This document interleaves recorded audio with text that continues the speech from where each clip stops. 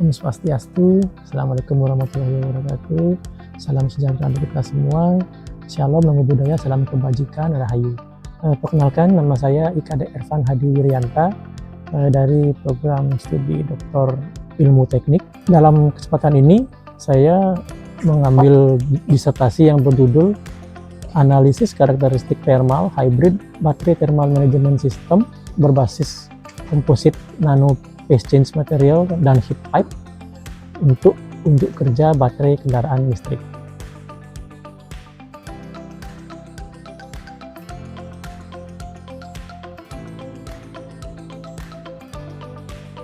Yang melatar belakangi dari kenapa saya mengambil topik ini, yang pertama adalah adanya peningkatan penggunaan kendaraan listrik dari beberapa tahun terakhir ini, yang mana ini sejalan dengan tujuan global untuk pengurangan penggunaan konsumsi bahan bakar dari energi fosil, sehingga di beberapa negara termasuk kita sendiri di Indonesia dalam kurun waktu kurang lebih 5 tahun terakhir ini terjadi peningkatan yang cukup signifikan dari masyarakat untuk penggunaan kendaraan listrik. Kemudian dari kendaraan listrik ini sendiri terdapat satu masalah poin yang sangat penting yang saya mark, dalam tanda kutip saya tandai, adalah bagaimana kinerja kendaraan itu sangat dipengaruhi oleh temperatur dari baterai. Jika baterai itu dioperasikan terus-menerus, cenderung akan panas, menggunakan panas, dan dapat menyebabkan terjadinya thermal runaway. Ada beberapa kasus mungkin yang bisa kita lihat. Kemarin juga terjadi, sempat ada berita tentang kebakaran atau ledakan dari kendaraan listrik akibat dari baterai yang mengalami overcharging seperti itu. Nah, berangkat dari hal tersebut, pada penelitian untuk disertasi saya ini, saya berinisiatif untuk mengambil topik terkait dengan manajemen thermal baterai, atau yang biasa disebut, kalau kita bahasa kesehariannya mungkin adalah sistem pendingin baterai. Nah, di sini tujuannya adalah untuk mengontrol bagaimana agar baterai, khususnya baterai kendaraan listrik ini, dapat kita tahan atau kita kontrol suhunya agar tidak melebihi dari temperatur kerja maksimalnya, yang mana ada di kisaran 40-50 derajat Celcius.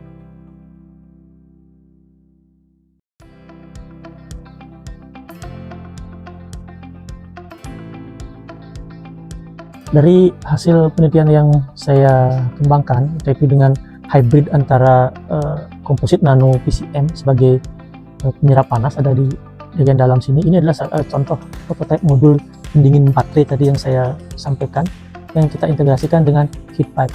Ini adalah suatu kombinasi atau hybrid antara teknik pendingin pasif, kalau di istilah kita, yaitu passive cooling, antara sistem heat pipe sebagai pelepas panas ke lingkungan dan juga dari komposit PCM sebagai penyerap panas. Jadi intinya adalah panas dari baterai itu akan diserap oleh komposit PCM yang ada di dalam sini. Kemudian nanti akan panas yang sudah diserap oleh komposit PCM itu akan dirilis ke lingkungan oleh heat pipe sebagai heat exchanger. Nah, yang menjadi novelty di sini adalah atau kebaruannya adalah kombinasi dari dua sistem ini, di mana sistem komposit PCM dan juga aplikasi atau integrasi heat pipe di dalamnya. Komposit PCM yang saya kembangkan di sini juga adalah satu model baru yang menggabungkan antara PCM organik dengan menggunakan multi filler atau multi reinforcement material, yang mana material yang saya pilih di sini adalah expanded graphite dan juga aluminium nitride nano. Nah, kenapa saya memilih nano aluminium nitride ini?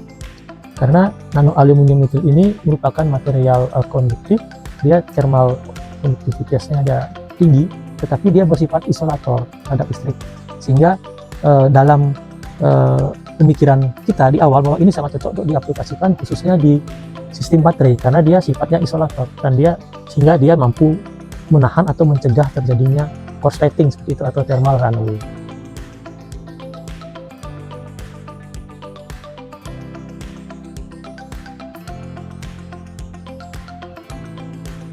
Kalau bicara tentang pengalaman sama studi, mungkin kalau dari saya pribadi ya, karena ini kan suatu keputusan yang baru bagi saya, artinya dari sebelumnya saya hanya di jenjang S2 kemudian lanjut ke S3, tentu di awal ada banyak sekali pertanyaan tentang bagaimana nanti saya di sini, apa yang akan saya kerjakan.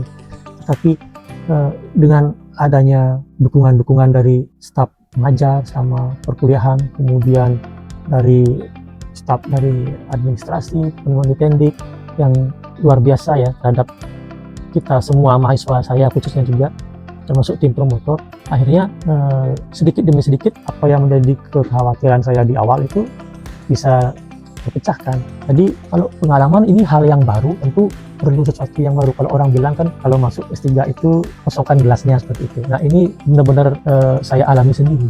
Bagaimana dari gelas yang kosong sedikit demi sedikit terisi oleh ilmu dari dosen-dosen staf pengajar, kemudian dari bimbingan dari tim promotor, dan juga diskusi dengan teman-teman yang sangat kooperatif, sehingga sampai akhirnya saya bisa menyelesaikan studi S3 ini.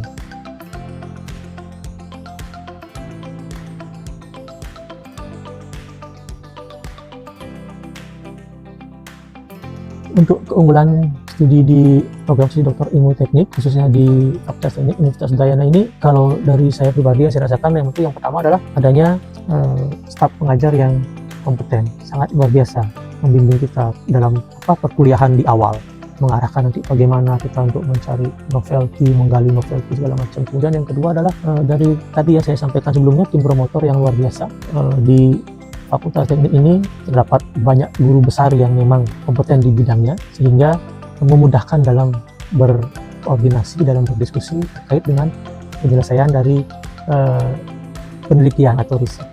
Kemudian didukung oleh staf administrasi, staf teknik yang luar biasa, sangat membantu sekali. Kemudian fasilitas laboratorium juga yang ada di Fakultas Teknik ini sudah cukup baik, jadi sangat-sangat menunjang, terutama untuk saya dalam penyelesaian studi, dalam melakukan riset seperti itu. Jadi saya rasa itu poin utama yang menjadi keunggulan bagi S3 PSDIT ini, yaitu adalah dari SDM, sumber daya manusia, dan juga dari sarana pendukung, sarana prasarana di laboratorium yang sangat baik.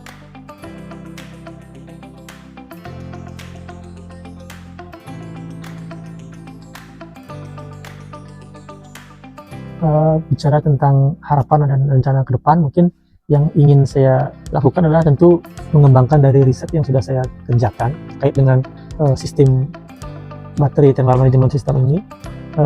Maksudnya bagaimana supaya sistem ini tidak hanya berhenti di sini.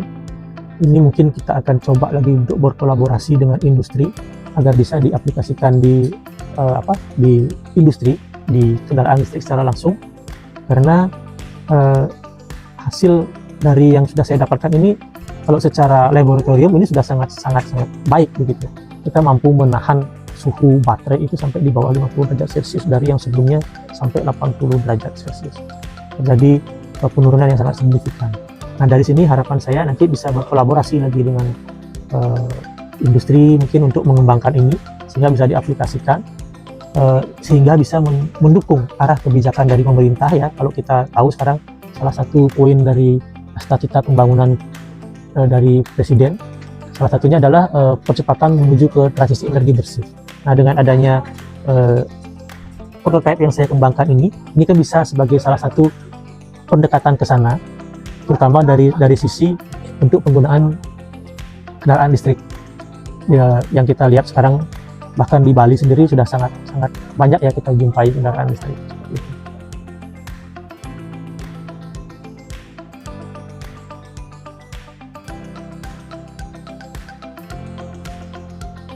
Untuk pesan saya untuk rekan-rekan nanti mungkin yang ingin melanjutkan studi doktoral khususnya di PSDIT Fakultas Teknik UNUD, yang pertama mungkin karena ini adalah sesuatu yang baru pastinya ya, kita dari sebelumnya menjadi ke pendidikan S3 ada banyak hal yang akan berbeda yang kita temui dari keseharian atau yang kita lakukan sebelumnya.